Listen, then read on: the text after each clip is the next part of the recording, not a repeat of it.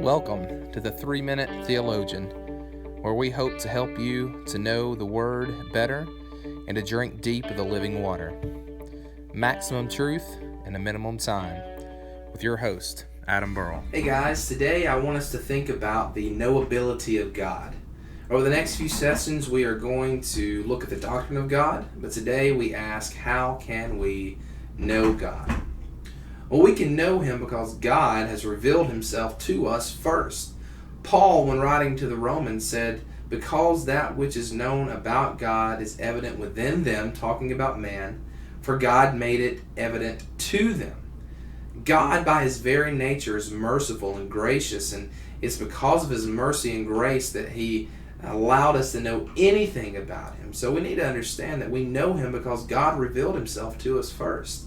Well, we can know God, but that does not mean that we can fully understand every aspect of God. God teaches us that, and the Bible teaches us, that we are finite beings, meaning that we are limited in our knowledge, while God is infinite with no limits except that which He places upon Himself by His nature. Scripture lays it out plainly. I love how Paul writes it in Romans 11. He says, "Oh, the depths of the riches and wisdom and knowledge of God! How unsearchable are His judgments, His ways."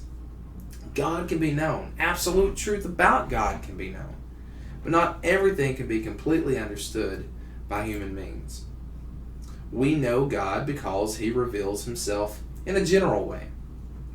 This is called general revelation. This means that God reveals Himself in a natural way to all man. The sun, the moon, the stars, the very order of nature itself, waves crashing on the seashore, going in, coming out. God has revealed Himself through nature. And the psalmist puts it perfectly, I think, in Psalm 19:1, where he says, "The heavens are telling of the glory of God, and their expanse is declaring the work of His hands." So when you see the stars shining, when you hear the river roaring outside, it is screaming how beautiful and how wonderful our Creator God is. However, general revelation is insufficient for the saving knowledge of God. It takes more than that, which is what we move on to lastly here. How we can know God is through His special revelation.